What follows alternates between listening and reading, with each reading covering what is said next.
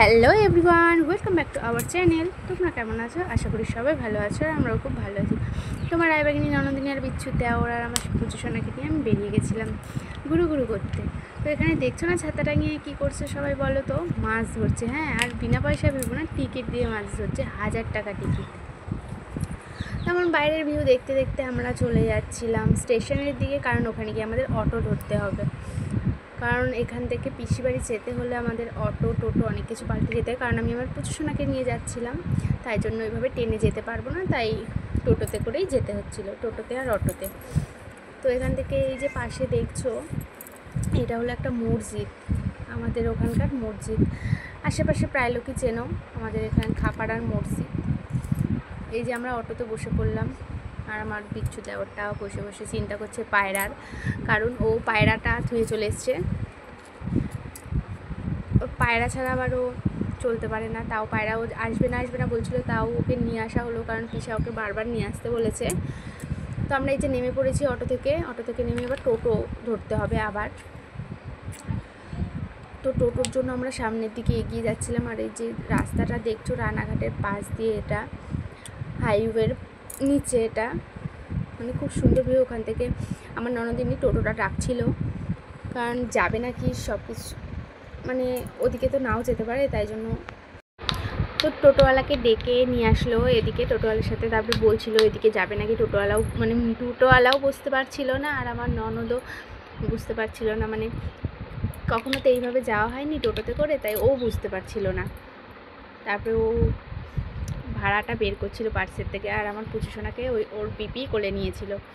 তো বাইরের ভিউ দেখতে দেখতে আমরা চলে যাচ্ছি। আর এই যে দেখতে পাচ্ছ, এটা Ranaghat saint Mary school and college, দুটোই খুব সুন্দর, মানে অনেকটা এরিয়া নিয়ে স্কুল কলেজটা, খুব সুন্দর লাগে, মানে খুব সুন্দর স্কুল কলেজটা।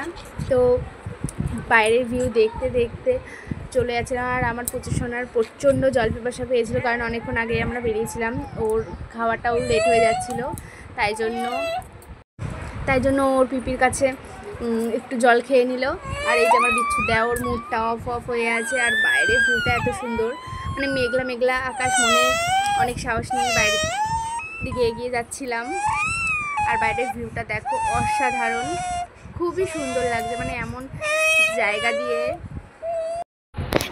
দিয়ে ঘুরতে আসি না অনেক দিন, মানে বিয়ের আগ দিয়ে প্রচণ্ড আশা হতো আমার পুজোসোনার বাবার সাথে, এখন বেরোনোও হয় না, এইসব জায়গায় আসাও হয় না। আর এই যে মিষ্টির দোকানে ভদ্রতার খাতিরে একটু মিষ্টিও তো নিয়ে যেতে হয়, তাই না? তো এই যে মিষ্টি নিয়ে নিলাম, মিষ্টি নিয়ে এই যে গলির দিকে আমরা পৌঁছেও গেলাম। গলিতে নাবতেই দিদি ভাইয়ের সাথে দেখা হয়ে গেল। আর টোটোওয়ালার বাকি পয়সাটুকু আমায় ফেরত দিয়ে দিল, 1 টাকাও কম নেয়নি গাইস। এই যে দেখে ফেলেছে। আর বলেছিলাম যে ভাইকে আমাদের সাথে আনিনি, ওর পিপি ওর টুনিকে দেখে খুব খুশি। এই যে ওর টুনিকে আদর টাদর করে, আর এই যে মশলার বাটি নিয়ে দুধ দিয়েছে। ও বলছে যে ওখানে ভাইকে দেখেছে। আমরা যে না, আমাদের সাথে ভাই আসেন, বললো টোটো থেকে নামলো। তো আমার ননদিনী বলছিল যে টোটো থেকে অন্য কেউ নেমেছে, ও বলছিল না এসেছে ও এইভাবে তর্ক করতেছিল। তারপরে ও ক্যামেরা অন দেখে একটুখানি পোজ দিয়ে নিচ্ছে। ও আবার ওর পাটা দেখেছে, দেখে পিছন দিয়ে গিয়ে দেখেই ফেলেছে, দেখতেই পাচ্ছ। আর পিসাকে সারপ্রাইজ দেবো, তাই জন্য ওকে বলেছিলাম জুতোটা লুকিয়ে রাখতে।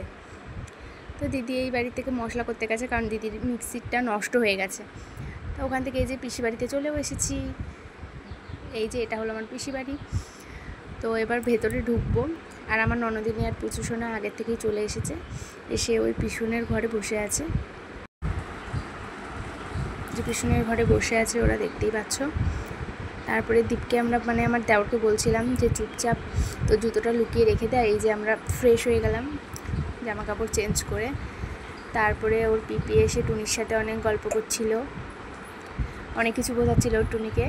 তারপরে আমার ননদিনী এখনও সময় পায়নি জামা ছাড়ার, অর্ধেক ছেড়ে বসে আছে, দেখতেই পাচ্ছ। তারপরে পিসা বলছিল আজকে পিসা রান্না করবে। আর আমার দেওরের এমনি পায়রা নেই, ফোনটা নিয়ে দিদিভাইয়ের ফোন নিয়ে ফোন দেখা স্টার্ট হয়ে গেছে। আর বাড়িতে থাকলে আমরা এখন ফোন ওকে দিই না, কারণ ও পড়তে একদমই বসে না, তাই ওকে ফোন দেওয়া এখন অফ আছে। তো এখানে এসে বলছে আমি কি করব বলো বৌমনি, তাই জন্য আমি ফোন দেখছি। তা ওর ফোনটা কেড়ে নিয়ে নিচ্ছিলাম, বললো কী করবো তাহলে বলো, ঠিক আছে তাহলে দেখ। আর আজকে রান্না করছিল হলো পিসা, দেখতেই পাচ্ছ দিদি হেল্পিং হ্যান্ড ছিল। আগে আলুটা ভেজে নিচ্ছিল, মানে ভালোই রান্না করতে পারে, খুব সুস্বাদু হয়েছিল রান্নাটা। আলু ভাজা হয়ে গেছে, আলুটা নামিয়ে নিল। আর না মাংসর মধ্যে আলুর সাথে পেঁপেও দিয়েছিল। অনেকেই মুরগির মাংসের সাথে পেঁপে খায়, আবার অনেকে খায় না। আর এই যে মাংসটা বসিয়ে দিয়েছে, দেখতেই পাচ্ছ মাংসটা কষছে। আর পিসা অনেকক্ষণ ধরে মাংসটা কষায়, কষিয়ে ভালো করে, মানে প্রায় রান্না হয়েই যায়, এতক্ষণ ধরেই কষাতে থাকে। দেখেই তো বুঝতে পারছো কতটা লোভনীয় হয়েছে। আলুগুলো এখনও দেয়নি, আলু পেঁপেটা পিসাই খাবে, পেঁপে খেতে প্রচণ্ড পছন্দ করে পিসা।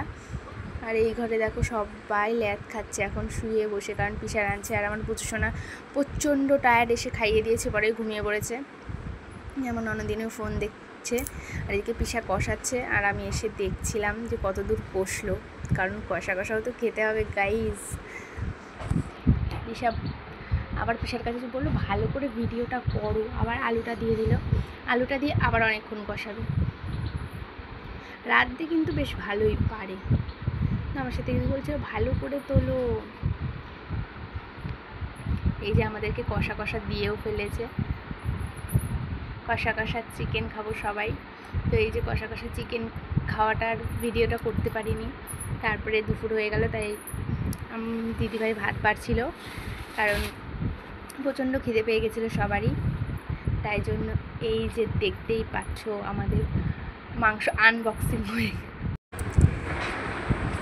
আমরা এই যে ভাতটাও বাড়া হয়ে গেছে, দিদিভাই এখানে বাড়ছিল ভাত। কে কোন এবার খাওয়া খাবে সেটাই জিজ্ঞাসা করছিল, কোনটা কাকে দিবে। ঘুম দেবো, দেখতেই পাচ্ছ প্রায় পাতেই লেগ পিসগুলো দিয়েছে, সবার পাতেই টুকটুক করে একটা দুটো লেগ পিস ছিলই। এই যে দিয়েছে আমাকে ভাত, দেখতেই পাচ্ছ।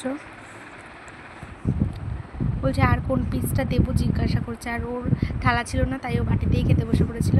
খাওয়া দাওয়া কমপ্লিট। এই যে আমরা একটু ঘুরু করতে যাবো বলে রেডি হয়ে নিয়েছি, দেখতেই পাচ্ছ রেডি হয়ে। আর আমাকে কেমন লাগছে প্লিজ কমেন্ট করে জানিও। এই যে রেডি হয়ে গেছি, এবার বেরোবো।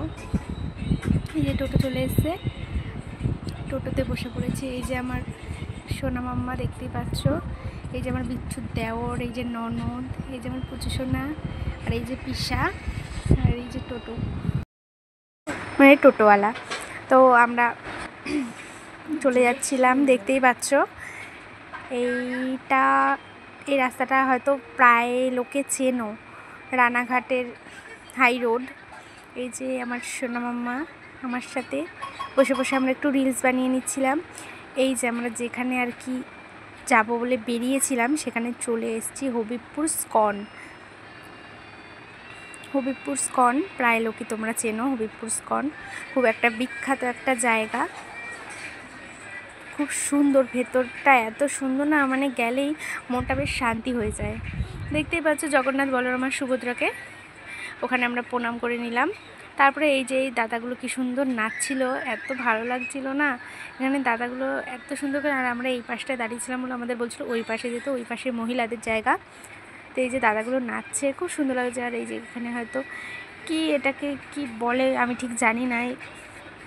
আর এই যে বাইরে বেরিয়ে আসলাম, এই যে দেখছো এই সাইডের জায়গাগুলো খুব সুন্দর। ভেতরটা, স্কনের ভেতরটা এত সুন্দর, মানে খুবই সুন্দর, যে এখানে প্রসাদ তৈরি হয়। আর তারপরে আমরা ওখান থেকে বেরিয়ে চলে আসলাম কিছু খাওয়া দাওয়া করতে। তো এখানে পকোড়ার দোকানে চলে এসেছি, তাই দিদিভাই পকোড়া অর্ডার দিয়ে দিল। আর এই ঝাল ঝাল চাটনিটা দেখছো না, এই চাটনিটা ভালোই লাগে। আর ওখান থেকে দিদিভাই দেখে একটু হাই করে দিল। এই যে আমাদের পকোড়া চলে এসছে, পকোড়া দিয়ে দিল। তারপরে খাওয়া দাওয়া করে আমরা আবার টোটোতে উঠে পড়লাম বাড়িতে যাওয়ার জন্য। আবার বাড়িতে গিয়ে তোমাদের সাথে দেখা হবে, টাটা।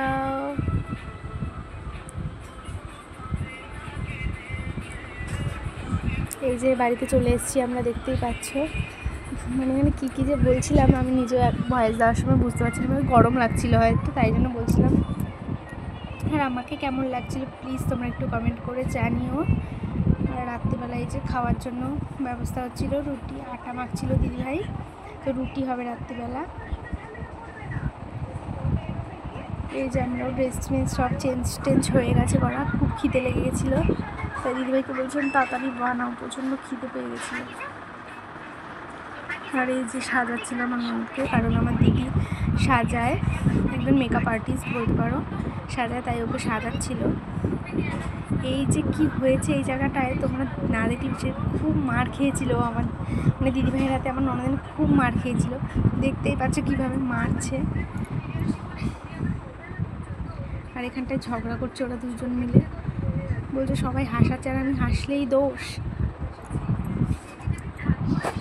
আমার পাগলের মতো ভিডিও করে মানে কী যে করছিল ওরা। তারপর আমি ঘুমিয়ে পড়েছিলাম, আমি বলছি আমাকে আর ডাকবি না, তোরা যা খুশি কর, আমাকে ঘুমাতে দে। তো ঘুমাচ্ছিলাম। তারপরে এই ভিডিওগুলো কে ক্লিপ তুলেছে আমি জানি না, পরে আমি দেখছিলাম ও আর এখানে বলতেছিল যে ব্রণও বেরিয়ে বীজ বেরিয়ে গেছে না। ভিডিওটা হয়তো আমি করছিলাম, সঠিক জানি না, কারণ আমার দেওরও ওখানে বসে আছে। আমার রান্নাঘরে থেকে পিসা, ওই যে আমার বড়মশাই চলে এসেছিলো, পিসার সাথে কি কথা বলছিল তাই আমি টুকু মেরে দেখে আসলাম। আর এই যে ওকে এখনও সাজুগুজু করাচ্ছে, মানে আমি তখনও ঘুমাইনি আর কি, জেগে আছি, কারণ ওরা অনেক রাতে ঘুমিয়েছে। আর এই যে আমার মাম্মাও কান্না করছিল, তাই জন্য আমি তাড়াতাড়ি করে ওকে ঘুম পাড়িয়ে দিলাম।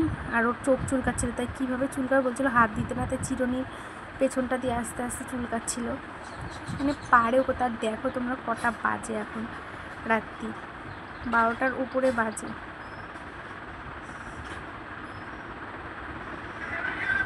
মানে এত কাউতালি করতে পারে গো গাইস, ওরা কাউতালি করে সব একাই ওরা 100। বলছিল যে আমি মরে যাবো, আমি আর বাঁচবো না। তাই দিদি বলছে নে মর, তাই জন্য গলার মধ্যে চাদর দিয়ে দিচ্ছিলো মরার জন্য। বেশ সুন্দরই সাজিয়েছে। এই জায়গাটায় মানে কি যে ওরা করছিল, তখন আমি ঘুমিয়ে পড়েছিলাম। তো ওরা এই যে আমার ননদি আমার ফোন নিয়ে ভিডিও করছিল, এই ভিডিওটা ও ভেবেছিল ওর কাছে নিয়ে রেখে দেবে আর আমার থেকে ডিলিট করে দেবে, ও ডিলিট করতে পারেনি। আর এই জায়গাটাও আমি তাই নিয়ে নিয়েছি। ওরা কি যে করছিল, মানে বিছানার চাদরটার অবস্থা আমি মানে তুলে ফেলেছিল, তাই আর দেখাতে পারিনি। সকালবেলা উঠে দেখছিলাম বিছানার চাদর লাল করে সিঁদুর ফেলে তারপরে যে এঁকেছে, কী যে করছিল কাউতালি, রাত্রির বেলায় কানা রাতে কাউতালি, লোকজন এসে যদি পিট্টি দিত না পাশের বাড়ি। কোনো ভুল ত্রুটি হলে ক্ষমা করে দিল। আজকের ভিডিও এতটুকুই, বাই বাই।